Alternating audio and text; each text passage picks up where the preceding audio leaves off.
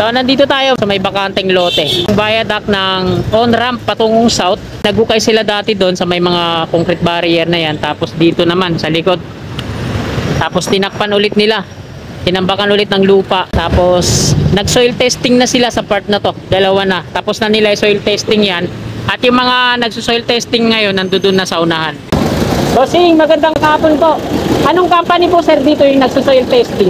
Bakit? Soil testing dito mga kasikap. Ayun din yung nagso-soil testing doon sa sa Hilpuyat Avenue. So tapos na ata nila, no? Stanger Field dito mga kasikap. Ito na. Lawak, ano? Nalinis na nila, na-clearing na. Yan. So tabayanan natin kung ano yung gagawin nila dito.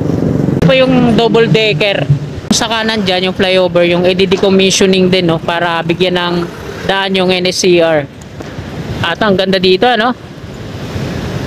Yan, double decker po yan. Ito yung mga galing NLEX. On-ramp, off-ramp po yan dito sa may Pandakan. So yung dalawa na yan. At ayun naman yung off-ramp. Mula south. Patungo yan dun sa may Mabini Bridge. Ayan yung mahaba na yan. At ito yung Plaza Azul.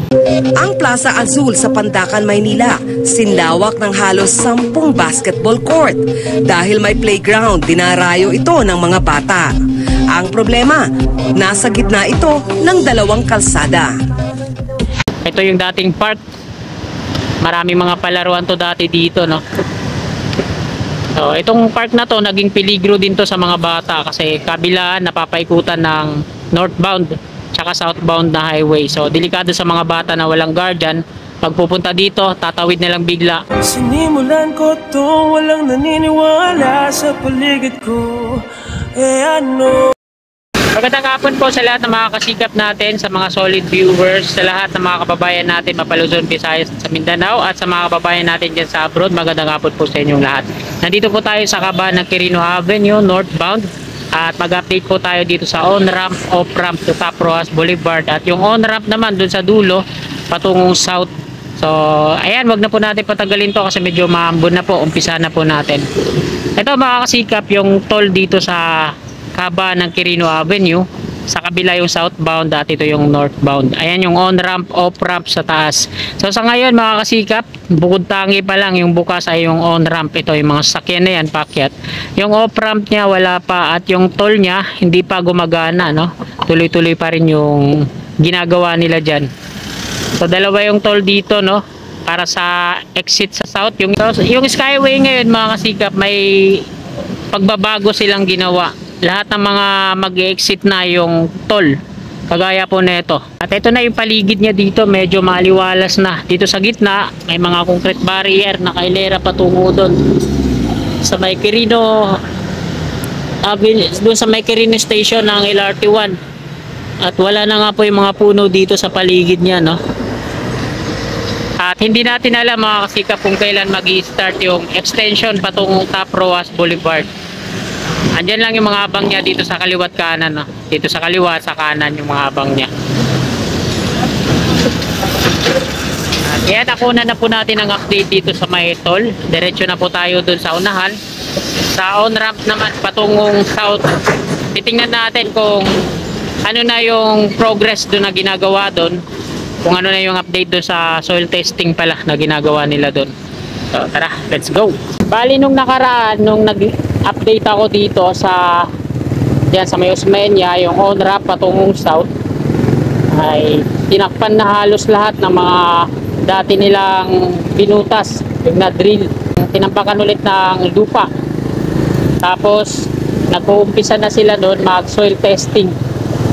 Ito po yung update dyan sa ilalim na nabakuran na ng steel matting. Ito yung mga abang patungong Top Rojas Boulevard. Kabila po yan, ano? So wala pang parapet wall din sa kabila. Ayan yung kanay ng on-ramp patungong south dito sa kanan na bahagi.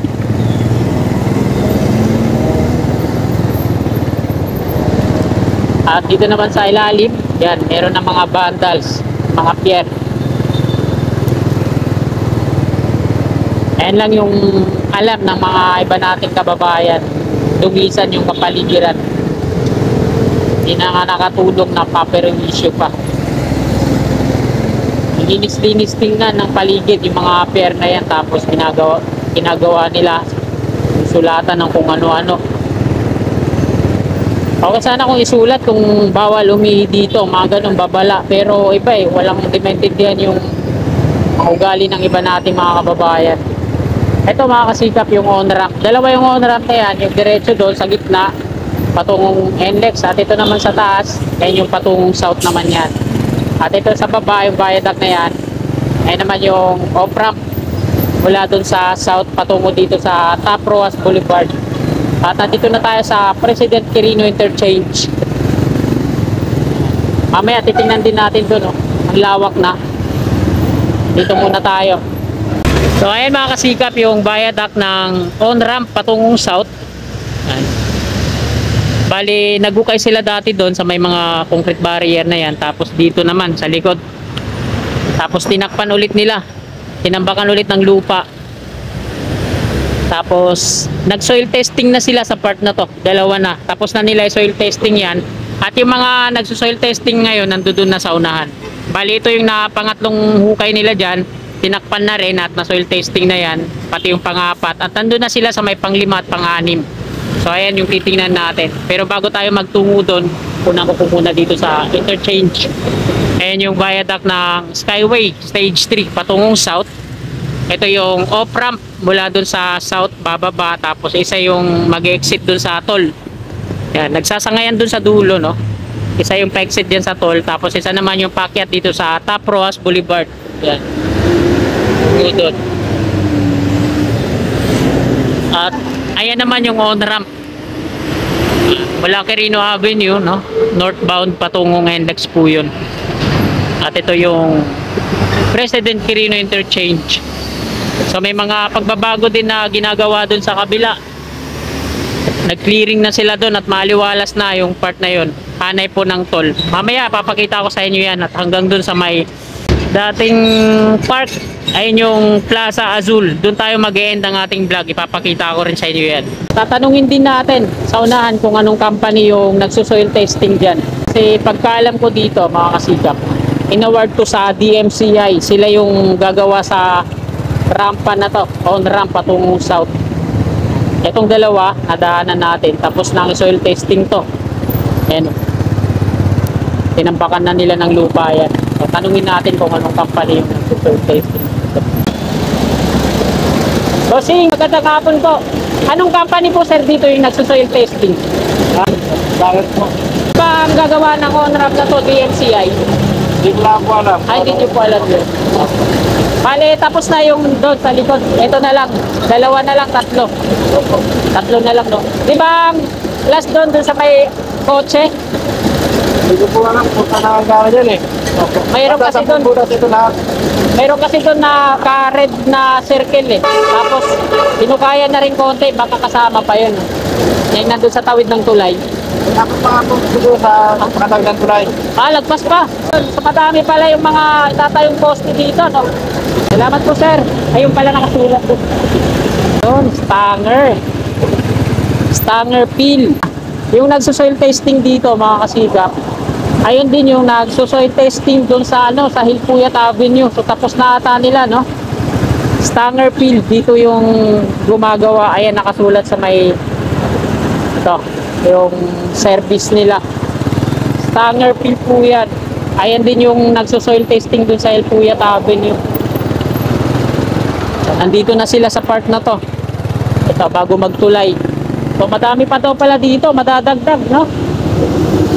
Ito yung pinakalas dyan, yung may red na circle at may hukay konti. So maglalagay pa daw dito, mag-soil testing pa daw sila dito. Tabayanan natin yan, tututukan naman po natin yung mga pangyayari dito. Ito yung viaduct na off-ramp mga sino. Dalawa yung off-ramp dito, no? Isang patungo dun sa toll at isa naman yung aakyat muli, no?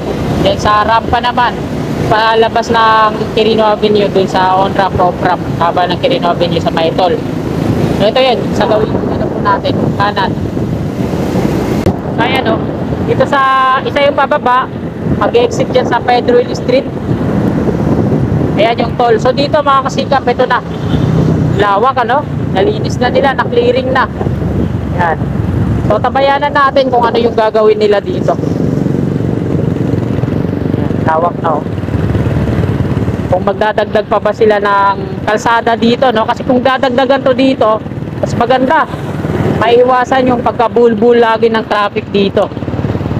Yan oh, lawak oh. Talagang pinapakinis na nila. Ganun din doon sa ano, sa may Plaza Azul. Na-clearing na nila doon at malinis na yung ilalim. Sana mag-add pa sila ng mga kalsada dito sa part na to.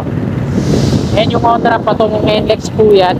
At ito yung exit na mga bababa dyan sa may ano, sa off-ramp, sa may toll. Dito ang labas nun, ito sa kanan.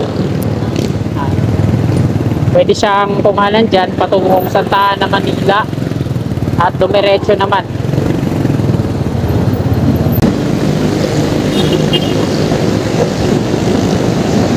At nandito na tayo mga kasikap sa may Plaza Dilaw. Ito sa kabaliwa po natin. At yung off-ramp naman tungo dito sa Quirino Avenue southbound mula NLEX. Ayan yung nakapaikot yan sa Plaza Dilaw. Ito na yung Nagtahan interchange. Ito sa part na to. Patungong Liwain Avenue po yan. Sa kaliwa. At yung off-ramp doon, extension, di pa natin na-update kung ano na yung status. So, tingnan natin dito sa may bakod. Lahat pa yan para sa Skyway pa yan. Hindi natin alam kung gagawin pang kalsada yan. Ano? Malawak yan dyan.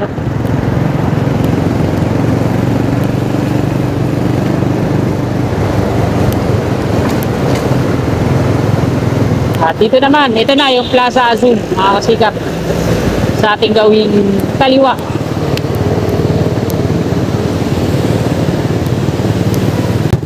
Ayan o. Wow, lawak na, no? Sa kanan dyan, yung flyover, yung i-decommissioning din, no? Para bigyan ng daan yung NSCR. At ang ganda dito, no? Ayan, double decker po yan. Ito yung mga galing NLEX. On-ramp, off-ramp po yan dito sa may Pandakan. So yung dalawa na yan. At ayun naman yung off-ramp mula south patungo yan dun sa may Mabini Bridge. Ayan yung mahaba na yan. Ito yung dating park. Maraming mga palaruan to dati dito, no? So itong park na to naging peligro din to sa mga bata kasi kabilaan napapaikutan ng northbound tsaka southbound na highway. So delikado sa mga bata na walang guardian. Pag pupunta dito, tatawid na lang bigla. So ayan mga kasigap, dito na po nagtatapos tong vlog natin ngayong hapon, no? Maraming salamat mga kasigap, lagi po tayong mag-ingat. God bless po sa ating lahat. You're my angel, angel baby.